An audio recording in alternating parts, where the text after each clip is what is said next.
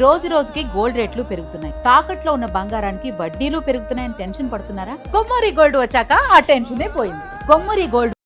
బంగారం దేశంలోనే బంగారు గనులు అని అనగానే మనకి ముందుగా గుర్తొచ్చేది కర్ణాటకలోని కోలార్ లేదా హుట్టి గనులు. సో ఇక్కడ అపార బంగార సంపద ఉంది. ఇక్కడ నుంచే కొంత ఎక్స్పోర్ట్ అవుతూ ఉంటుంది.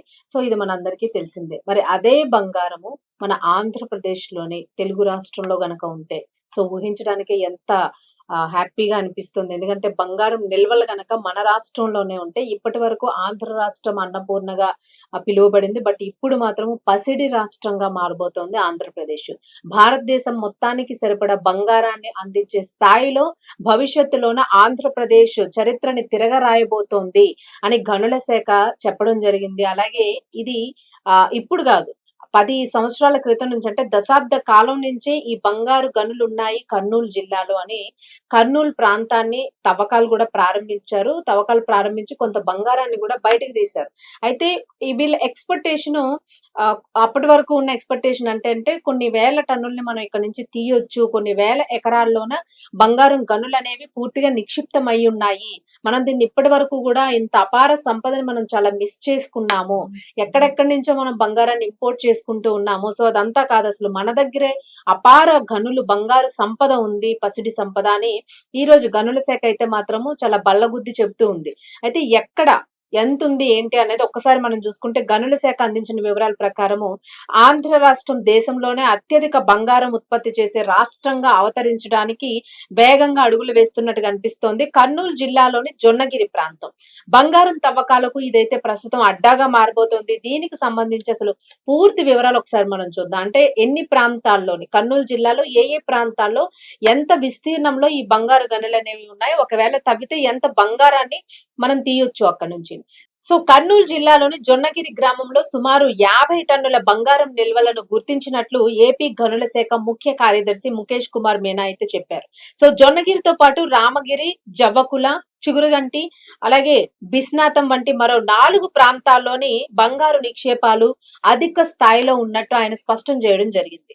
సో వాళ్ళ అంచనా ప్రకారం, అంటే గనుల శాఖ ఇస్తున్న అంచనా ప్రకారము ఒక్క జొన్నగిరిలోనే ఇంచుమించుగా 50 టన్నుల బంగారం నిల్వ ఉన్నట్లు వాళ్ళైతే అంచనా వేశారు. సో ఈ అంచనా ప్రకారమే కొన్నేళ్ల తరువాత దేశానికి అత్యధికంగా మనం బంగారాన్ని అందించవచ్చు అని ఒక కాన్ఫిడెన్స్ తోని వీళ్ళు చెప్తూ ఉన్నారు. అలాగే సరఫరా చేసే రాష్ట్రం అంటే అత్యధికంగా ఇతర రాష్ట్రాలకు గాని ఇతర దేశానికి గాని సరఫరా చేసే రాష్ట్రంగా భారతదేశం ముందుకు ఎదగబోతోంది అని గట్టి హోప్స్ అయితే ఇస్తూ ఉన్నారు. నిజంగానే అదే జరిగితే మాత్రము ఇంకా అసలు భారతదేశానికి తిరుగు లేదనే చెప్పుకోవాలి. ఎందుకంటే మన ట్రాన్సాక్షన్ ఎక్కువగా, మన ఆర్థిక మాంద్యము ఆర్థికంగా ఎక్కువగా మనకు ట్రాన్సాక్షన్ జరిగేది బంగారం మీద ఎక్కువగా జరుగుతుంది. కాబట్టి బంగారాన్ని మనం విరివిగా ప్రతి దానిలో, నేను ఒక ఆర్నమెంటే కాదు తినే పదార్థాల్లో కూడా మనం బంగారాన్ని విరివిగా ఉపయోగిస్తున్నాం కాబట్టి సో అది మన దగ్గరే పండితే ఇంకా అసలు ఎలా ఉంటుందో ఊహించండి. సో అయితే మొత్తానికి అయితే మాత్రము దీన్ని జాతీయ మీడియా ద్వారా అయితే ముఖేష్ తెలియజేయడం జరిగింది. సో ఇదే విషయాన్ని, అంటే కర్నూలులో ఆ చుట్టుపక్కల ప్రాంతాల్లోని బంగారం గనులు ఉన్నాయి కొన్ని వేల ఎకరాల్లోనే అని దశాబ్ద కాలం క్రితమే బయటపడింది. ఆ దశాబ్ద కాలం క్రితం నుంచి కూడా తవ్వకాలు అనేవి ప్రారంభించారు. సో బంగారం నిల్వలను కనుగొనడానికి ఏపీ ప్రభుత్వానికి ఎంత ఖర్చు అవుతుంది ఏంటి అనే ఎస్టిమేషన్ కూడా వేసుకున్నారు. ఇవన్నీ తవ్వడానికి కాస్త ఖర్చు ఎక్కువ అవుతుంది. బట్ తవ్వితే మాత్రము అంతకు మించి, అంటే ఒక 100% మనం పెడితే అందులో మనం పెట్టే ఖర్చు ఒక 10% ఉన్న 90% బెనిఫిట్స్ మనకు వచ్చే ఛాన్స్ ఉంది అన్నట్టు గనుల శాఖ అయితే మాత్రము ఈ డెసిషన్ ని తీసుకుని ముందడుగు వేస్తూ తవ్వకాలను అయితే ప్రారంభించింది. ఇందులోని 1500 ఎకరాల భూమికి సైతం తవ్వకాలు పరిశోధనలను కేటాయించింది. అలాగే ఇప్పటి వరకు కూడా 500 ఎకరాల్లోనైతే మాత్రం ప్రస్తుతం తవ్వకాలను అయితే కొనసాగించారు. ఈ అన్వేషణ అనేది జరుగుతూ ఉంది. అక్కడ దాదాపు 13 టన్నుల వరకు బంగారం నిల్వలు ఉన్నట్లయితే మాత్రం అంచనా వేశారు.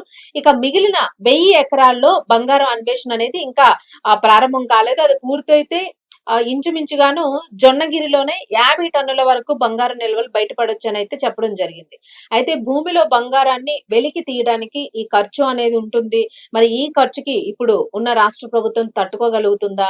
అలాగే దీన్ని వెతికి తీయడానికి కొన్ని ప్రత్యేకమైన బృందాలు ఉంటూ ఉంటాయి. ఆ ప్రత్యేకమైన బృందాల్ని ఎక్కడి నుంచి తెప్పిస్తున్నారు, అలాగే ఎవరికి ఇస్తూ ఉన్నారు ఈ టెండర్స్ ని, ఆ తవ్వకంకి సంబంధించిన టెండర్స్ ని అనేది మనం చూసుకుంటే ఈ టెండర్ ని గ్లోబల్ టెండరింగ్ ప్రక్రియ ద్వారా అంతర్జాతీయ స్థాయిలో అనుభవం ఉన్న ప్రైవేట్ భాగస్వామ్య సంస్థలకైతే అప్పగించాలని నిర్ణయించినట్లు ముఖేష్ కుమార్ అయితే చెప్పారు. సో అలాగే గతంలో ఒక టన్ను గతంలో ఆల్రెడీ మనం తవ్వకాలు చేపట్టారని అనుకున్నాం కదా! సో ఆ తవ్వకాలు చేపట్టినప్పుడు ఒక టన్ను ముడి ఖనిజాన్ని తవ్వినప్పుడు 3 గ్రాముల స్వచ్ఛమైన బంగారం లభించింది. అంటే ఒక టన్ను అంటే 1000 కిలోలు తీస్తే దానిలోంచి కేవలం 3 గ్రాములే వచ్చిందంట. సో అది సేమ్ అట్లాగే తీస్తే ఇప్పుడు 1 గ్రామే వచ్చిందంట. సో వీళ్ళ ఎక్స్‌పెక్టేషన్ అంతా కొంచెం చేంజ్ అయిందిక్కడ. సో అందుకనే ఇంకా ఎక్కడెక్కడ తవ్వితే, ఎలాంటి ప్లేస్‌లో తవ్వితే కరెక్ట్‌గా బంగారం అనేది వీళ్ళ ఊహకి వీళ్ళు ఎక్స్‌పెక్ట్ చేసినంత అందుతుంది అనేదైతే మాత్రం ఇప్పుడు చాలా భారీ స్థాయిలోని దాని మీద తవ్వకాలనేవి చేయాలనైతే నిర్ణయం తీసుకున్నట్లుగా అనిపిస్తోంది. ఒకవేళ అదే గనుక జరిగితే మాత్రం ఈ నెల చివరిలోని, ఈ మంత్ ఎండింగ్‌లోనే సీఎం చంద్రబాబు జొన్నగిరి బంగారం గనుల ప్రాజెక్ట్‌నైతే ప్రారంభిస్తారు అనైతే తెలియజేయడం జరిగింది. ఒకవేళ ఇదే గనుక జరిగితే మాత్రం భవిష్యత్తులోని అంటే లొకేషన్ అనేది కరెక్ట్‌గా లొకేట్ చేయగలగాలి. దానికి ఎక్స్‌పర్ట్స్ ఉండాలి. సో ఆ ఎక్స్‌పర్ట్స్‌ని ఇప్పుడు తీసుకురాబోతూ ఉన్నారు. వాళ్ళతో టై అప్స్ అనేవి జరిగినట్లయితే కొంత తెలుస్తోంది. సో ఒకవేళ ఇదే గనక జరిగితే మాత్రము ఆంధ్ర రాష్ట్రము, కర్నూలు జిల్లా ఆ ప్రాంతం అంతా గూడాను ఇంచుమించు కొన్ని వేల టన్నుల బంగారాన్ని ఉత్పత్తి చేసే అవకాశం కనిపిస్తుంది. ఇది జరిగితే నిజంగానే అంత అదృష్టమైన రాష్ట్రం ఇంకోటి ఉండదు. అలాగే మన భారతదేశం కూడా ఎంత అదృష్టం చేసుకుందని అనుకోవాలి. సో ఆల్రెడీ మనకి కర్ణాటకలో ఉన్నాయి గనులు. సో ఇప్పుడు ఆంధ్ర రాష్ట్రంలో కూడా ఉంటే మనకి ఎక్స్‌పోర్ట్ చేయడమే తప్ప ఇంపోర్ట్ చేసుకునే అవసరం ఉండదు. అలాగే ఇప్పుడు ఏదైతే బంగారం రేట్ పెరిగిపోయింది అని చెప్పేసి అందరూ ఆందోళన చెందుతూ ఉన్నారు. సో ఈ బంగారం రేట్ అనేది నిజంగా మంచి రేటుకొచ్చే అవకాశం ఉంది. సో మరలా అంటే మనం పాత కాలంలో ఎట్లయితే కొన్నామో 4,000, 10,000, 20,000, 30,000 హైయెస్ట్ 40,000 ఉండేది. సో అలా గనుక ఒక 50,000కి గనుక వచ్చేస్తే మాత్రం విరివిగా బంగారాన్ని మరలా కొనుక్కునే అవకాశం అయితే అందరికీ కలుగుతుంది. సో ఇది గుడ్ న్యూస్. మరి బంగారం గనుల్లో బంగారం మంచిగా దొరకాలి అని అయితే అందరమే ఆశిద్దాము. దీని మీద రాష్ట్ర ప్రభుత్వం అయితే పూర్తిగా దృష్టి పెట్టినట్లుగా అనిపిస్తుంది. చూద్దాం.